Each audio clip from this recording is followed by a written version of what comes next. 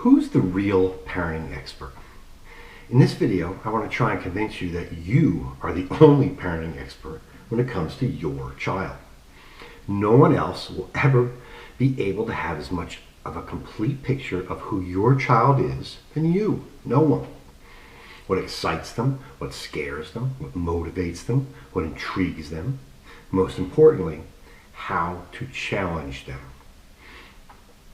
When you add up the amount of money parents spend on books, apps, all that stuff available to buy to help solve parents and help them figure out how to solve a particular parenting problem or just a basic parenting advice in general, the amount spent on all that stuff every year is close to $400 million. $400 million a year that parents like you are spending to help them in some way to raise their kids. And here's the scary part, thinking about all that money spent, getting advice from all those supposed parenting experts. Not a single one of them knows you or your child. Not a single one of them. And yet, you're turning to them for help. Yes, of course you might get some good advice or learn what I call tips, tricks, and hacks to help you as a parent. But all that money spent to get expert parenting advice. And the real question is, did any of it have any real value for you? How much good expert parenting advice did you get out of it? And I'm not talking about advice that made you feel good. I'm talking about advice that actually helped you with the parenting problem you were facing or helped you avoid some parenting problem. Let me go back to the beginning to what I believe was the start of how all this came to be, buying parenting advice from so-called experts. Dr. Spock. I'm sure you've heard of him, very famous. Wrote the book, The Common Sense Book of Baby and Child Care, way back in 1946. That book has sold over 50 million copies since that time. Over 50 million. Let me start with the good and then talk about what I believe to be the bad regarding the publication of that book. The good, Dr. Spock's main philosophy, his core belief, was that parents should think for themselves and trust their instincts. Now that I can get behind. I fully 100% support that statement.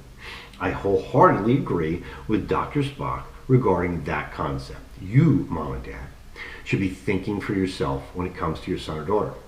They are unique, and no one else will ever know them as well as you do. Trust your instincts when it comes to your decisions regarding your child. Trust your gut as a parent. You're the expert. Listen to what your intuition is telling you, and don't ignore your gut. Now, what do I think is the bad regarding Dr. Spock's book? In my opinion, his publication was the beginning of what I call, and some people before me called, the parenting industrial complex. All kinds of parenting gurus and publishers saw that Dr. Spock's book was a bestseller. Parents were buying that book, a lot of parents. What popped into the heads of those parenting gurus and publishers? There's money to be made here, big money, and we need to get in on it. Up until that time, parents raised their kids basically on their own. Now, yes, there were a few parenting books that preceded Dr. Spock's, but his book started a revolution in parenting expertise for sale. Historically, up to that point, parents didn't turn to outside expertise. Who did these new parents turn to for help and advice? Well, family first. A sister or a brother that maybe already had kids. They turned to their parents or uncles or aunts, extended family. Now, this is important. What did everyone in that group have in common? They knew you, mom and dad, and would likely have some role in your child's life.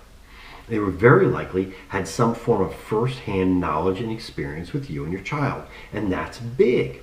That's not a group of people who have no idea who you are, who your child is. That's a group of interested people that want to help. That group shares nothing in common with the so-called experts that want to sell you something, a book, an app, an online subscription. The second group, parenting experts, have no vested interest in helping you beyond separating you from a few bucks in your pocket. The first group, your family, they have a vested interest. They have a personal stake in helping you raise your son or daughter. Now, let me take a sidestep here for a second and talk about experts in general. You may have started to get the sense that I'm not a big fan of experts. My personal belief in experts over the last 20, 30 years has greatly diminished. Turn on the news and experts say. How many times have you heard that? My first issue here, who declared all these people experts? Are they really experts? Experts at what? Now, here's a scary headline from the New York Times in 2022. CDC isn't publishing large portions of the COVID data it collects. These are supposed to be some of the most intelligent, capable doctor scientists in the country, perhaps in the world, and they're withholding data from the public? Why? Remember when everyone laughed at the concept that COVID may have originated in a lab in China? Well, now most experts agree that is exactly where it is very likely where it came from. And take a look at political pollsters. These are the experts that so accurately determine the likely outcome of elections. Guess what? Big surprise, they're wrong most of the time. No, so-called expert after expert turns out to be wrong. If you Google why experts are so wrong so often, you'll see that there are all kinds of articles addressing that issue. Now, my last example that everyone should be somewhat familiar with. What killed the dinosaurs? For decades, we were taught that a huge asteroid hit the Earth and caused the death of the dinosaurs. I bet you don't know what the current theory is. Volcanoes. That's right, volcanoes. Massive volcanic eruptions release toxic gases into the atmosphere that killed all the dinosaurs. That's the current theory. Did you know that? Do experts get things wrong? Sure, all the time. And I really don't have a problem with that. What I do have a problem with is that they tend to never admit when they're wrong. Why? Well, it's obvious. Because that would undermine their supposed expertise. And that's a huge problem. As a parent, it's the exact opposite of what you should be teaching your kids. Here's a couple takeaways for you regarding this topic when thinking about how to raise your kids. First, there's nothing inherently wrong with being wrong. But not admitting when you're wrong is dumb. And when we're talking about experts, it could be dangerous. It'll lead you down the wrong path or follow terrible advice that ends in disaster. Second, teach your kids to think for themselves. Stop taking a so-called expert's advice and having an absolute belief in what they say. You're doing your kids a huge disservice if you don't teach them to think for themselves. Does that mean ignore an expert's advice? No, absolutely not. But it does mean not to put your brain on a shelf and believe everything they tell you. You have to teach your son or daughter to bring some common sense to their decision making.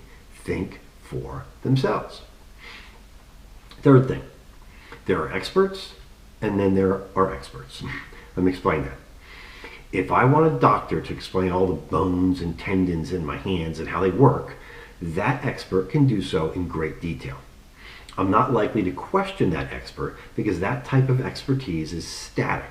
It's unchanging. It's clear and knowable. However, when we're asking an expert for advice about a person, about behavior, about what might be going on in their brain, how they think when they're trying to deal with some issue, that's about as complex as it gets. That's not static. That's about as variable as you can get. Now, how in the world is someone that has no specific knowledge of you, your children, their upbringing, their likes, dislikes, etc., etc., what is the likelihood that that someone without any of that knowledge could possibly give you good parenting advice about your child? It's, in my opinion, it's about as close to zero as you can get.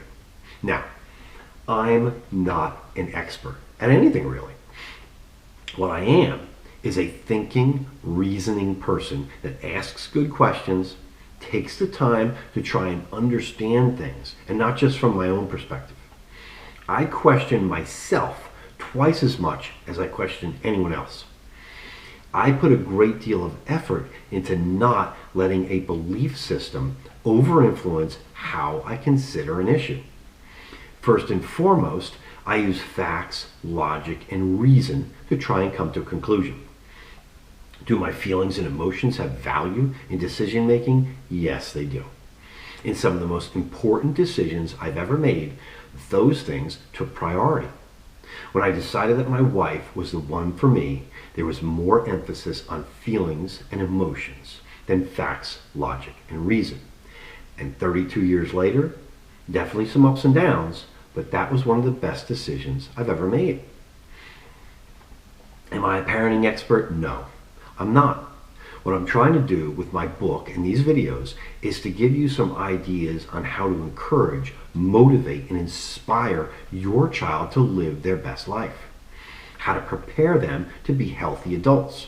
What I can't do, and what I believe so many parenting experts believe they can do, or trying to convince you they can do, is tell you what to do. I can't do that. They can't do that. I can't be very specific at all about what you need to do to encourage, motivate, and inspire your child, because I don't know you or your child. We've placed so much reliance, so much belief in our experts that we've diminished ourselves in the process. In a way, diminished our personal responsibility to solve our own problems. And that's bad, very bad. When it comes to your son or daughter, you are the only expert. My book and these videos are the way in which I'm sharing the philosophies my wife and I used raising our son. Independence, confidence, and good decision making. Teaching our son to live at the boundaries of his abilities, challenging him in all the ways that matter, mind, body, and spirit. We used our knowledge of who our son was. No one else had that knowledge. We used that to push him to be the best version of himself that was possible. No so-called parenting expert could do that for him. No so-called parenting expert can do that for your son or daughter. You need to step up and accept that you are the parenting expert when it comes to your child. It's a big responsibility, but the payoff, like those old MasterCard commercials, is priceless. Thanks for listening.